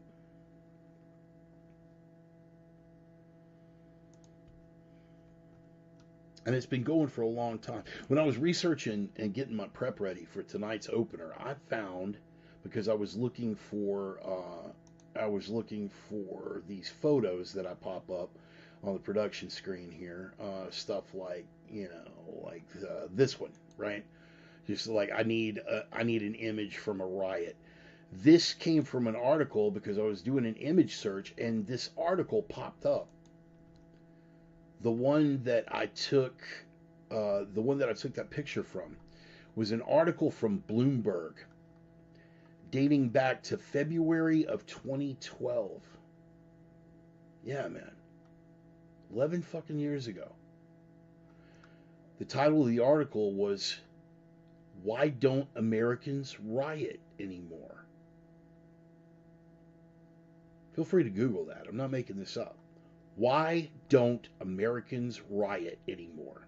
Unlike Europe, the U.S. hasn't had a rash of mass urban violence in a generation.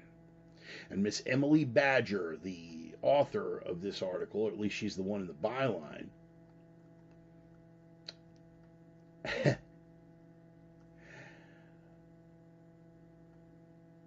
what's so striking, this is how she closes the article. What's so striking about his answer is that many of the trends implicated in our quiet streets are not necessarily good ones.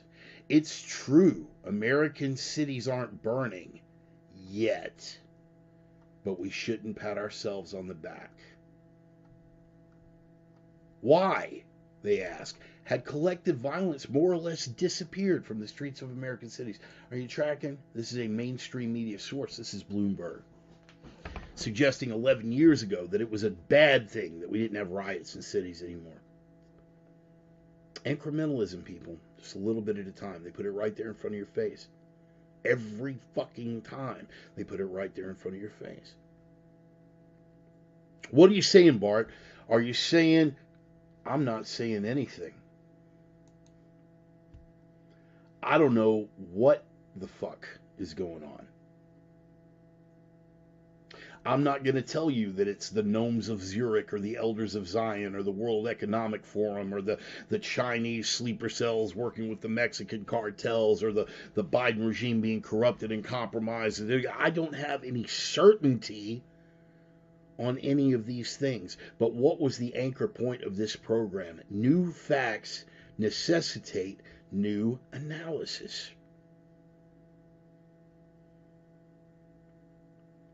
And the new facts that keep coming in are not painting a pretty picture. They're not. Remember the quote from Marcus Aurelius. These are things that are outside of our control. So we got to be careful what value we accord to them. But it would be irresponsible to ignore them. It would be dishonest, intellectually and ideologically, to act as if it weren't a factor, to act as if it didn't exist, to act as if the mere act of asking questions somehow makes us enemies of the state.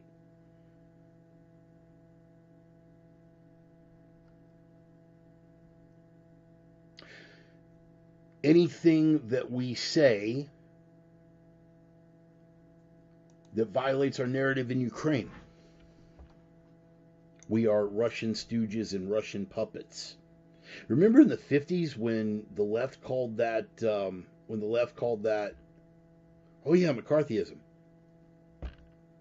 We can go down that hallway another time, because the record is long that McCarthy was largely correct in a lot of the statements and the overarching point that he was making. But beyond that, they called it McCarthyism. Everybody was a Russian stooge? Well, my God, that's terrifying. If the left would have shown this much hatred for Russia under the Soviet era, we probably could have shaved 20, 30 years off the Cold War. Of course, the left didn't have anything to say about them then. Why? Because what kind of government was that? Oh, yeah. The hammer and sickle guys. You lefties, don't try to throw Reagan at me. Don't ever try to throw Reagan at me. That my supporting Russia would have Ronald Reagan rolling over in his grave. First of all, you never had a kind word to say about Ronald Reagan.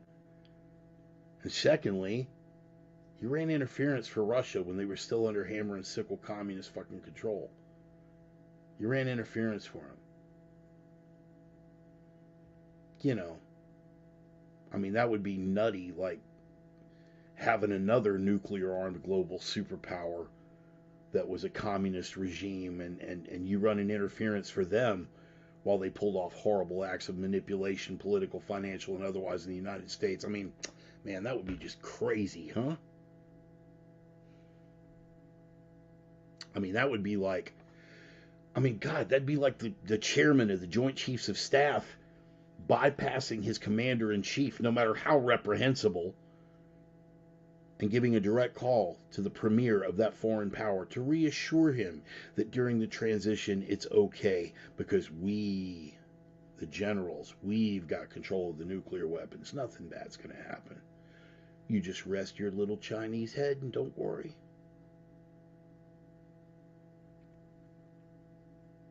Am I speculating? Yeah, I am. Largely. Not speculating about any of the relevant facts.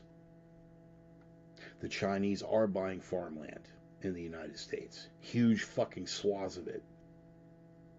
They're buying commercial production facilities here in the United States. They're sending millions and millions of dollars into universities. Not to get off on a red herring here, but odd. Once Biden set up his foundation at the University of Delaware, lo and behold, tens of millions of Chinese dollars came pouring into the University of Delaware. Who took his crackhead son on a flight on a presidential aircraft for a meeting with Chinese financiers when he was just vice president?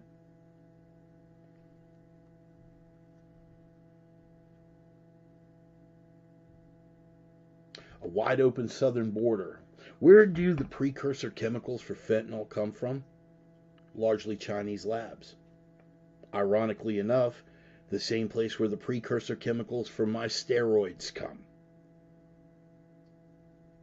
That's right, boys and girls. You can't get this is a sidebar, but I've never pulled any punches about my use of anabolic steroids. Once upon a time, you could get American pharmaceutical stuff black market. After that faded away and those nooses got tightened, after a while it became Mexican veterinary. Most of the stuff that was coming through was coming from Mexico, and it was veterinary. It's the same stuff they give to racehorses or fighting dogs. But then even that kind of dried up a little bit, which is odd considering how easily fentanyl is getting across. But it's Chinese labs that are making the stuff that is being used to manufacture the UGL stuff. Now, the UGL, sorry for those of you that aren't aware, underground lab. The underground labs that are manufacturing anabolic steroids here in this country now, they get their precursor chemicals, all their active ingredients, for lack of a better word, is coming from China.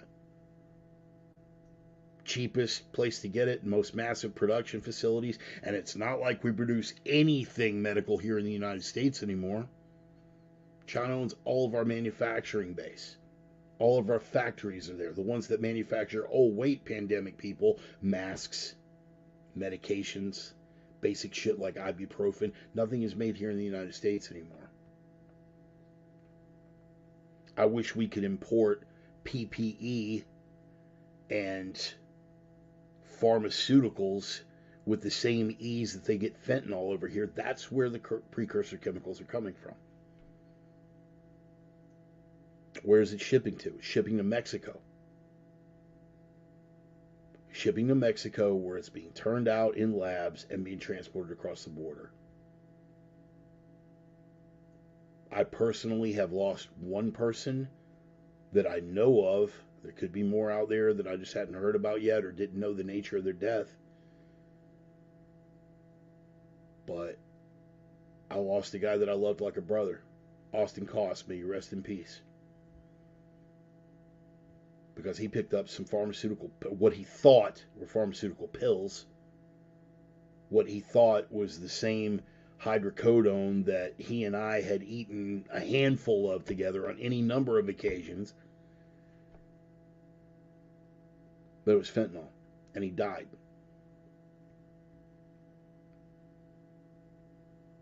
I see my people, and when I say my people, what you mean my people? You know, same way. What do you mean you people? You know, what do you mean my people? I am talking about the white working class. That is exactly what the fuck I am saying. In the same way that the crack epidemic hit the projects in the 80s, fentanyl is eating my people alive. And Dave Chappelle, I mean, like, I get where he was coming from. Yeah, it was a joke. It was kind of flippant. He was just like, oh, much like white people in the 1980s. I don't care. I get that. I totally get the vibe. More to the point, I stand behind him in that. He shouldn't have to care, but our people should. Our people should. Particularly when the people at the top have complexions just like mine. They don't care about the white working class. They don't care that we're dying from fentanyl because the southern border is wide open. They don't care that fucking water supplies and water tables are being poisoned because of fucking freight train derailments that may or may not be the result of sabotage that may or may not have walked across that same fucking southern border. They don't care. Nor should they. But by God, we better. And much like Brother Malcolm said, not to the exclusion of people outside of our people. Malcolm bought that early on before he left the nation. Black people taking care of black people only and fuck everybody else. That isn't where he was at before he died, which is why he died at the hands of those from whom he died. Another tangent.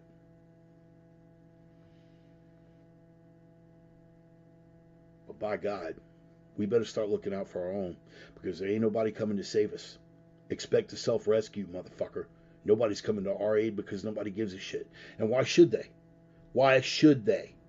Much like the black community in the 1980s sold their soul for empty promises from radical leftists, we're going to make it better for all y'all. Just keep voting Democrat. They lost their soul, and they fucking paid for it with their lives. You feel me? Where's white, working class, blue-collar America right now? We lost our soul, and we're paying for it with our fucking lives. Are you tracking? Getting back to the topic at hand. That wide open southern border. You think there's a reason that you think there's a reason they're not fixing that? It's not even about the voters anymore. That was the early speculation. You could make a fucking case for it. Right, Ryan?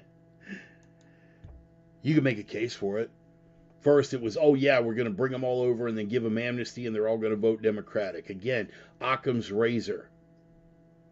And I prefer to use Occam's razor for something besides shaving my balls. Yeah, that's a possibility, but I think it's a bit long fucking view because A, there's no guarantees. What is the best way to do it? You are undermining, you are leaving that open, not because you want Democratic voters, but because you want to leave a door open for sleeper cells. Hypothetically, if my speculation tends to be anywhere tangentially correct. Tangentially, it's my college word. I got like 3 of those.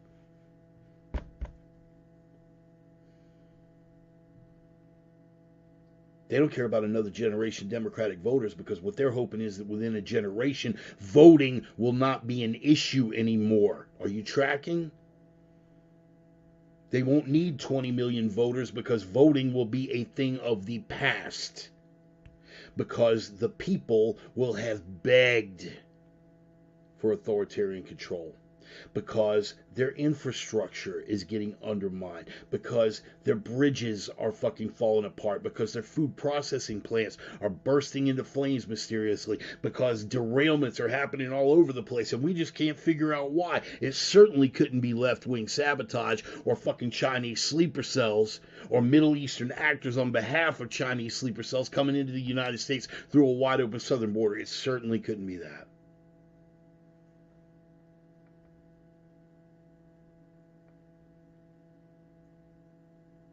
For all we know, the war has already fucking begun. Feel that. Lock that one into your memory. For all we know, the war has already begun. And again, what better way to hang it if you're going to scapegoat somebody than the people who are most likely to resist? Who is the most likely to resist? People of a conservative political bent? People who still have pride in themselves and their people and their nation? How is that described in the mainstream media? White supremacist? Is that what we are? No. But that's how they paint it. Because again, you scapegoat us and then you make us indefensible by equating it with someone that is morally reprehensible. I'll say that again. You make us indefensible by equating us with a movement that is morally reprehensible. We are not conservatives or devotees of Western civilization are people with strong family values that want the best for their children and their people and their nation. We're not that. We're dangerous, sheet wearing, cross burning, hillbilly rednecks looking to blow up another fucking federal building. You make us indefensible. And thus, no one defends our actions. You can militarize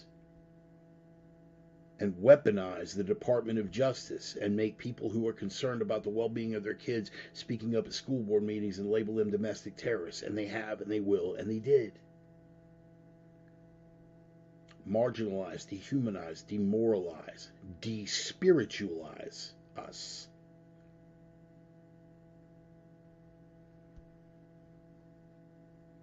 And don't think I am being exclusive when I say my people, because again, much like Brother Malcolm, I didn't say to the exclusion of. Do you think these people are cutting any slack to black conservatives? Have you heard the way that white college-educated leftists feel comfortable speaking about black people who are conservative? Oh, they don't tolerate racism unless you're a sellout Uncle Tom porch sold out to the white man because you think you can actually work for yourself and set your own destiny and vote for people that we didn't tell you. Get your ass back on the plantation, boy. Vote how we tell you. Speak how we tell you, and take that check that we throw out to you because that's all you're ever going to be. That's how they talk about black conservatives. Do you think I am ever going to speak to the exclusion of people who hold the same values as me? Just because I am down for my people, you think I am going to wish away people who are not of my blood and not of my complexion, that share the same fucking value and are being pissed on and set on fire by the same motherfuckers above me? Do you think I'm going to cast them away? Do you really think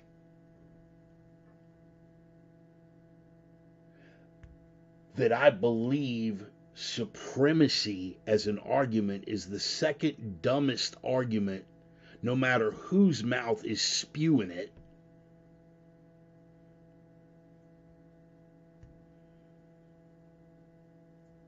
You really think I'm going to exclude someone who wants to embrace me as a brother simply because of complexion if our values align and we are fighting the same fucking enemy? You can paint me here all you want, but you don't know me. You can paint our political ideology collectively as a movement and label and marginalize and demonize all you want, but you don't know us. But the one thing you can no longer do is divide us along those lines, each from the other. And I'm not talking about white conservatives and black conservatives, because we're coming together in ways that you never could have anticipated. I'm talking about dividing white man against white man because we're afraid to stand up for what we believe because of how you have labeled what that might represent. Are you tracking? If I stand up and I say that this fentanyl crisis is affecting my blood and my people inordinately and something needs to be done about it and we need to shut down a fucking border, what are you going to call me? You're going to call me a xenophobe? Okay. If that's what you need, I'll own it. Because sooner or later, we're having to make the choice between whether we'd rather be racist or dead.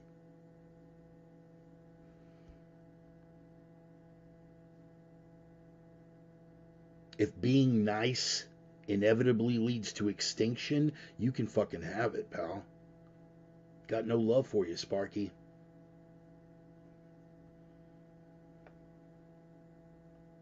Ohio laid everything bare.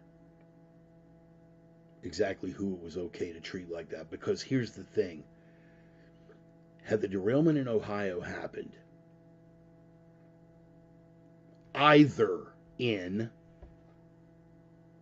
Compton or Detroit or the south side of Chicago or in East Baltimore, had it happened in any of those places, or had it happened in a white liberal enclave like Martha's Vineyard,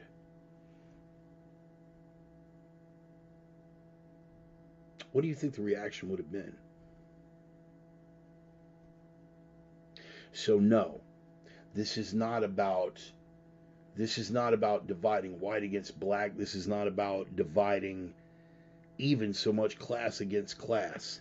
It is the plantation owner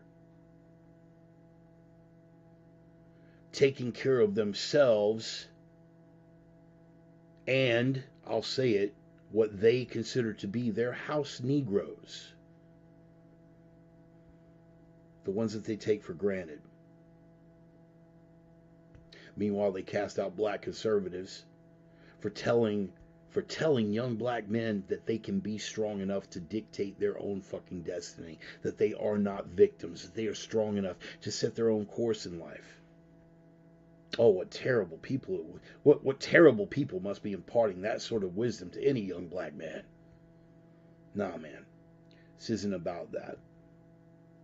I am down for my people. Make no balls about that. I am down for my blood and I'm down for my people, but not to the exclusion of anyone else. Because at the end of the day, it has fuck all to do with that, and it's got everything to do with authoritarianism and control. And if you are willing to lock in to the values that Western civilization has given us, the sovereignty of the individual, the freedom to speak and express oneself,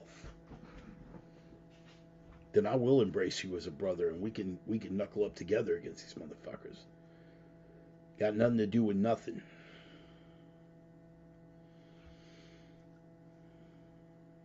Yeah, it is. Absolutely, Ryan. Absolutely. Right? And again, yeah, Brett, again, they don't even understand that Uncle Tom was actually the hero of the story. But you know, this is the thing. It's not just historical ignorance. It's literary ignorance as well. But here's the upside, people. And again, that bullet point. Here's the upside of people letting you down. I have witnessed over the course of this thing, particularly with the COVID epidemic, I've watched people who were otherwise intelligent, but they weren't anti-authoritarian. They just hadn't found the right boogeyman yet. Through this whole path of political correctness and the intentional creation of a racial divide in this country, I have watched people who I would have thought at least remotely objective light into black conservatives for having the audacity to think for themselves. That is the upside of people letting you down. I have been let down through this crisis by friends. I have been let down by family members who I had previously thought more highly of. I would say I've been let down by my own government, my own power structure. But we never counted on them, did we? The upside of people letting you down is, particularly in a crisis mode, and thank God this pandemic wasn't what they made it out to be. It's just a little test run. They show people for exactly who they are. And on a larger scale, outside of my circle, if they had intended to drive a wedge between black people and white people, well, they succeeded on the fringe elements, because the white college-educated liberals have definitely found their shock troops. But they have laid bare what I have always said, that working class, and when I say working class, I mean motherfuckers with calluses on their hands, that working class black men and working class white men have more in common than either of us is ever going to have with either college-educated liberals or the maggot mob of militants. They have pushed us right together in their efforts to drive us apart. And as for me, myself, I couldn't be happier. Lay it bare.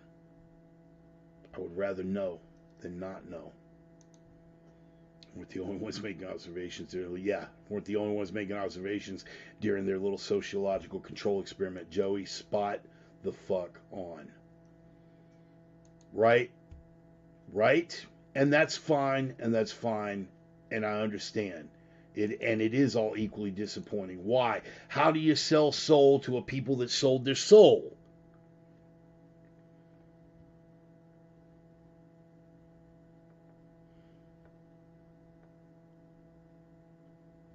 Look at who holds up the people that haven't forgotten who they are as a people and as a race and as a bloodline and as a culture. The Asians clean house on every fucking metric because they never lost sight of it. College educated white liberals stole it from the black man a long fucking time ago. And white working class individuals, we sold our own soul. Fuck it, we didn't even sell it. We pawned the motherfucker. And we're reaping it now. But just like with everything else, I feel that tipping point. I feel that we are coming out of the hole. I feel that we will see a day. Because there are enough young black men that are no longer willing to be victims. And there are enough white, blue-collar, working-class Peckerwood motherfuckers that are ready to knuckle up because they're tired of watching everything fall apart around them. We have both been subjected to our respective sides of hell. Crisis in the 1980s, what the crack epidemic did, brought in by the same United States government, I should point out, that left that border open. Projects in the 80s and 90s, they paid a price for it. We, as a people, guilted ourselves into apologizing to every motherfucker that came down the pike. And now that border remains fucking open and we are paying the price for it now. Fentanyl deaths off the fucking chart. We are forgotten. In the same way that the residents of Cabrini Green were forgotten, the residents of the fucking trailer park are forgotten now. The only problem is there were enough good people in those projects, there were enough good people in those fucking trailer parks that are putting their heads together now and going, man, we can't. We can't anymore.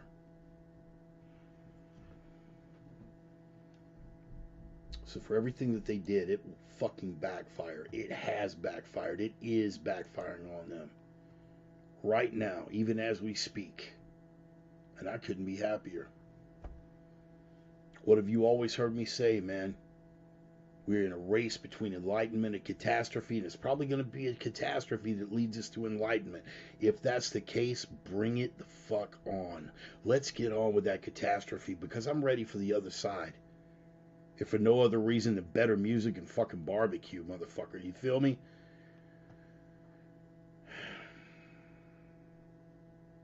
Before I get off of here, man. Again, speculation. Something is trying to erode us from the inside, and whether that is elements of our own government, whether that is a foreign adversary, whether that is a foreign adversary with compromised members within our own government, whether it is sleeper cells being snuck across, or whether it is those compromised members of our government being filtered in through that open border on behalf of their Chinese paymasters. It's all speculation.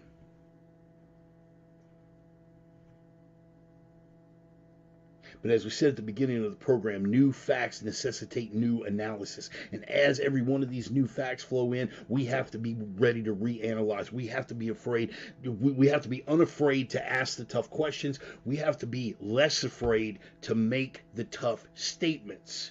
If you know it is a fact, you call it out to fucking be true. That's going to get us through all of this. And even assuming I felt like I had a lock on it and I could tell you, hey man, no, this is definitely our government, people would be real quick to say, well, our government wouldn't do it. Well, as of not tomorrow, in my post I said tomorrow because for whatever reason I thought today was the 27th. It's not. But Tuesday, if you ever doubted what people at the top are willing to do to enforce an agenda, or if you ever even wondered rather, what happens when people at the top set off on one particular mission and things fucking spiral out of control, Tuesday will be the 30th anniversary of the ATF raid of the Branch Davidian Church. Notice I did not say compound. Compound is a deliberate word used to militarize the situation. The ATF raided a church in the hill country outside of Waco, Texas. Tuesday will mark the 30th anniversary of that, of the initial raid. 51 days later, and I'm going to say this because it's the truth and I know it to be the truth. 51 days later, agents of the United States government launched incendiary devices into that compound, causing a fire which took the life of nearly 90 people, including over 17 children.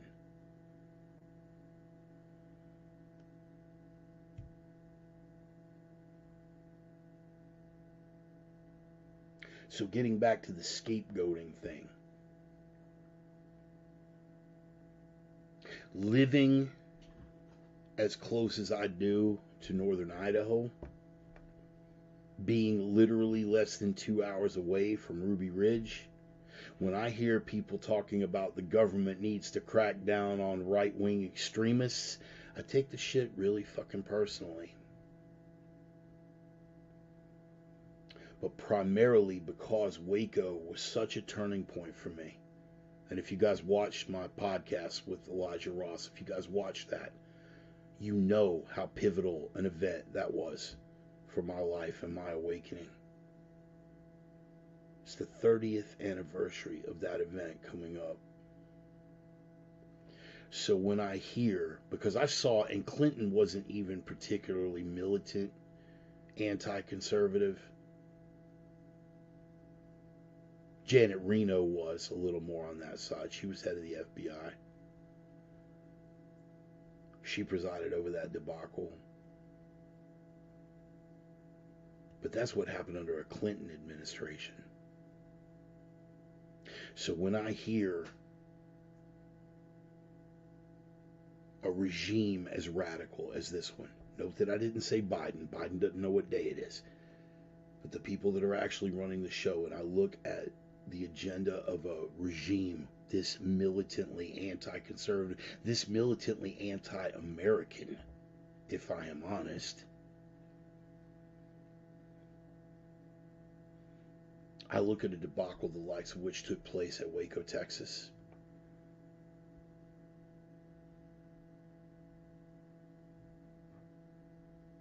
And I ponder what a regime like this, with a Department of so-called justice that's already weaponized against half, better than half, of the American public.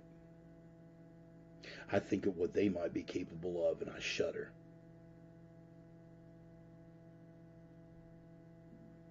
But what I don't do is fold. Because I know we're already past the tipping point, people.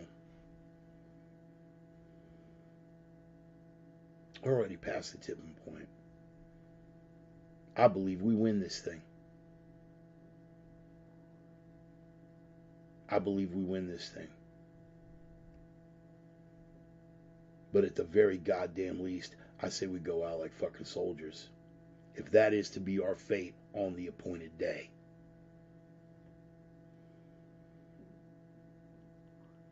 Because let's face it, people, at this point in the ball game, we got nothing left to lose.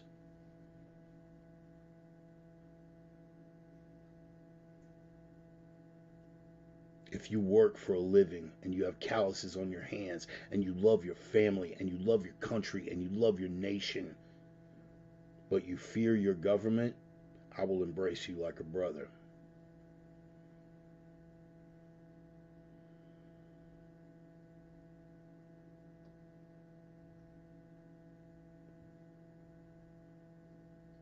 But whatever it is to come, we go in knowing what the other side is capable of, knowing by their own words and by their own actions what they are inclined to do, what they want to do, what they want for us, and all the malicious intent and the malice of forethought. And we go in eyes open, chin down, hands fucking up.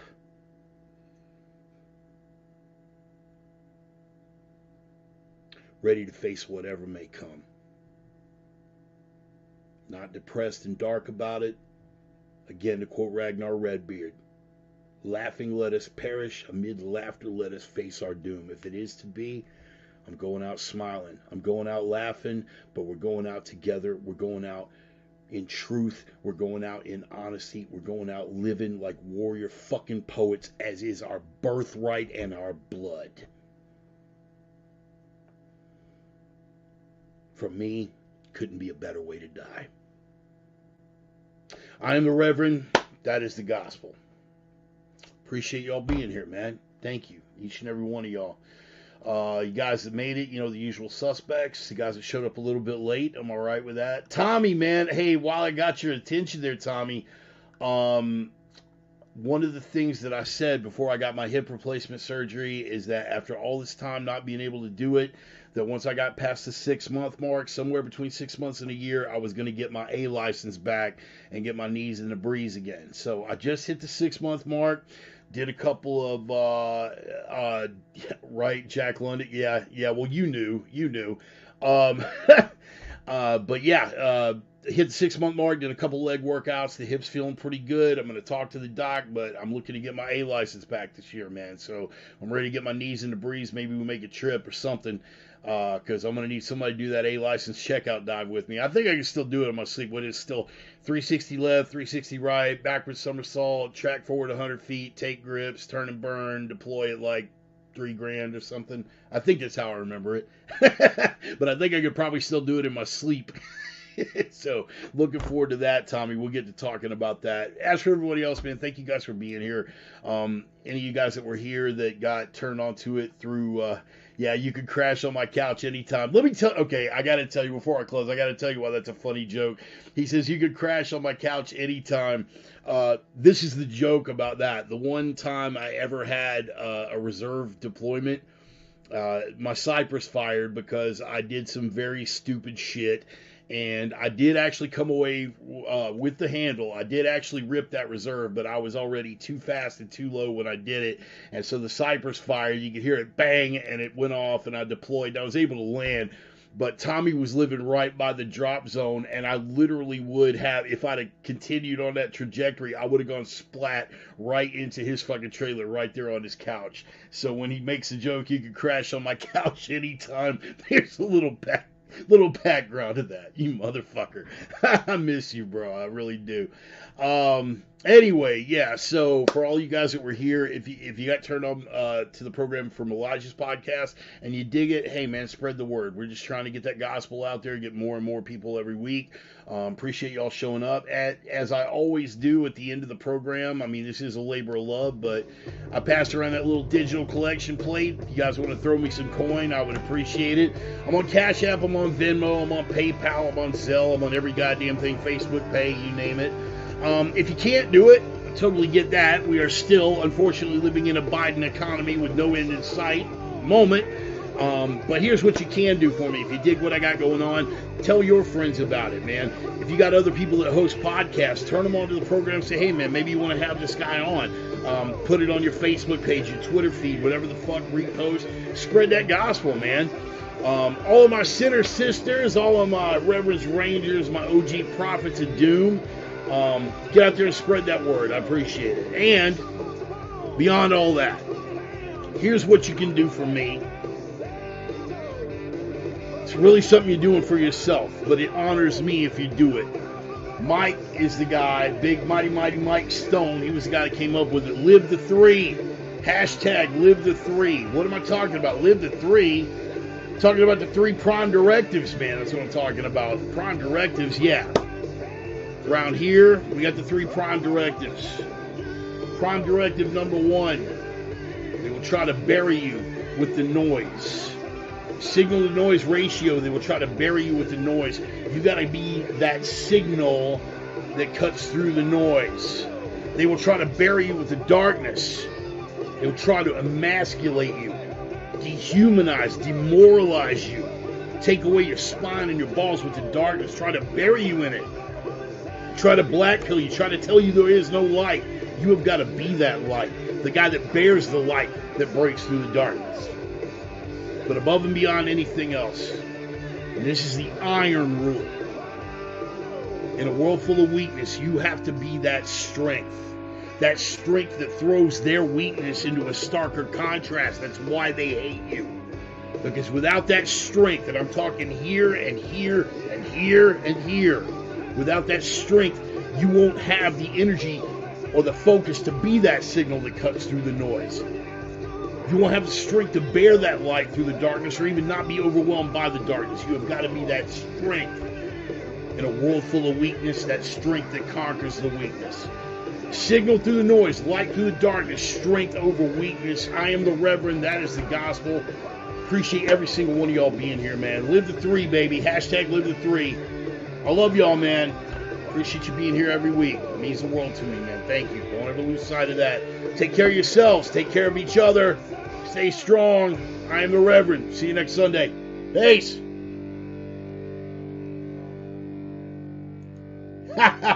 Nice, Joey. Nice.